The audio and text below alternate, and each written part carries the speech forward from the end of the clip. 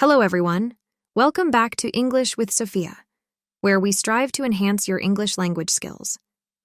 Today, we are exploring a fascinating aspect of cultural norms, tipping practices around the world. Don't forget to subscribe and hit the notification bell to keep up with our latest content. Tipping or giving a gratuity is a common practice in many parts of the world, but the expectations vary greatly. It's a way of showing appreciation for service, but it's also steeped in cultural habits. In the United States, tipping is almost an unwritten rule in many service industries. It has evolved over time from a modest 10-15% to a more substantial 18-20% in many places. This increase reflects changes in societal expectations, but can be a source of confusion for visitors from countries with different customs. For instance, in Europe, the approach to tipping can vary even from one country to another. In France and Spain, service charges are typically included in the price of your meal at a restaurant, so tipping extra is not necessary unless you want to reward exceptional service. Contrast this with Japan and South Korea, where tipping might be seen as rude or unnecessary because excellent service is expected as part of the cultural norm. This stark difference highlights the importance of understanding local customs to avoid cultural faux pas. Expanding our view to the Middle East, where many countries have a mixed approach to tipping, it's not usually expected as part of the service, but it is appreciated as a gesture of thanks, especially in tourist areas. The practice of tipping goes beyond restaurants and includes other services such as taxi drivers, hotel staff, and hairdressers in many countries. In the U.S., for instance, it's customary to tip your taxi driver and hotel housekeeping staff, a practice that might surprise visitors from countries where such tipping is uncommon. Now, let's reflect on the broader implications of tipping. It raises questions about wage structures and the reliance on tipping to supplement income in the service industry. This aspect of financial dependence on tips can vary significantly from one country to another and impacts how workers perceive their jobs and how consumers approach the concept of service. I'd like to hear your thoughts and experiences. 1. How does the tipping culture in your country compare to what I've described? 2. Can you share a time when you were unsure about the tipping etiquette while traveling? 3. What do you think about the reliance on tips in the service industry? Thank you for joining today's discussion on tipping around the world. Your insights are invaluable as we navigate the complexities of cultural practices together. Remember to subscribe for more engaging English learning content and share your thoughts in the comments below. See you next time. Hello, everyone. Welcome back to English with Sophia, where we strive to enhance your English language skills. Today, we are exploring a fascinating aspect of cultural norms, tipping practices around the world. Don't forget to subscribe and hit the notification bell to keep up with our latest content. Tipping or giving a gratuity is a common practice in many parts of the world, but the expectations vary greatly. It's a way of showing appreciation for service, but it's also steeped in cultural habits. In the United States, tipping is almost an unwritten rule in many service industries. It has evolved over time from a modest 10-15% to a more substantial 18-20% in many places. This increase reflects changes in societal expectations, but can be a source of confusion for visitors from countries with different customs. For instance, in Europe, the approach to tipping can vary even from one country to another. In France and Spain, service charges are typically included in the price of your meal at a restaurant, so tipping extra is not necessary unless you want to reward exceptional service.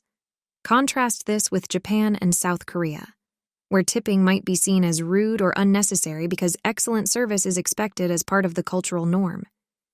This stark difference highlights the importance of understanding local customs to avoid cultural faux pas.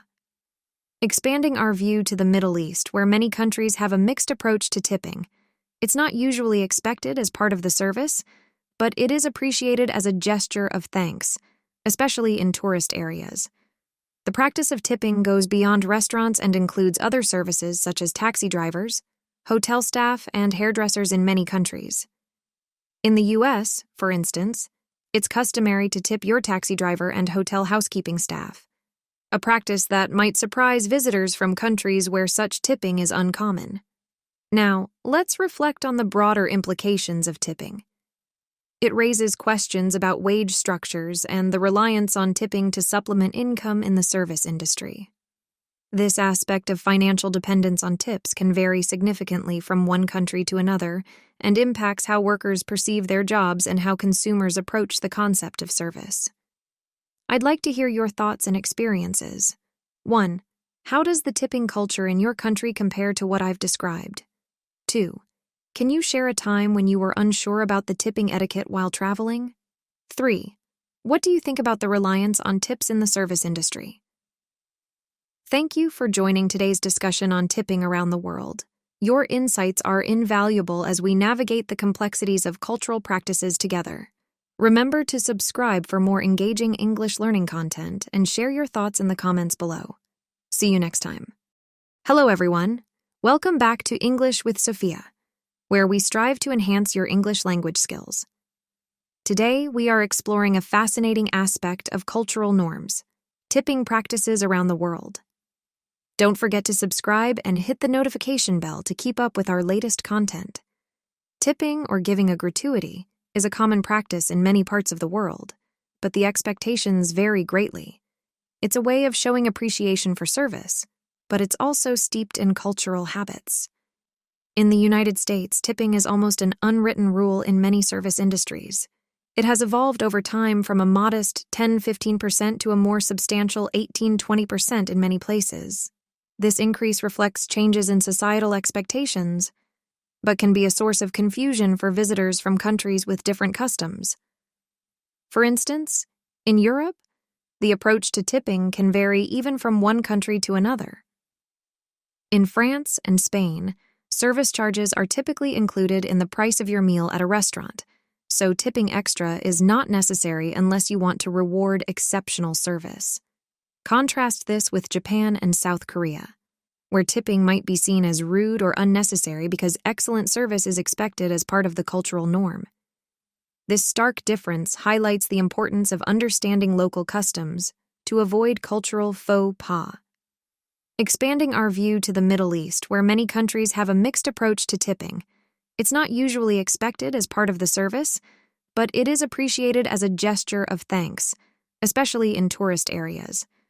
The practice of tipping goes beyond restaurants and includes other services such as taxi drivers, hotel staff, and hairdressers in many countries. In the U.S., for instance, it's customary to tip your taxi driver and hotel housekeeping staff, a practice that might surprise visitors from countries where such tipping is uncommon. Now, let's reflect on the broader implications of tipping. It raises questions about wage structures and the reliance on tipping to supplement income in the service industry. This aspect of financial dependence on tips can vary significantly from one country to another and impacts how workers perceive their jobs and how consumers approach the concept of service. I'd like to hear your thoughts and experiences. 1. How does the tipping culture in your country compare to what I've described? 2. Can you share a time when you were unsure about the tipping etiquette while traveling? 3. What do you think about the reliance on tips in the service industry? Thank you for joining today's discussion on tipping around the world. Your insights are invaluable as we navigate the complexities of cultural practices together. Remember to subscribe for more engaging English learning content and share your thoughts in the comments below. See you next time.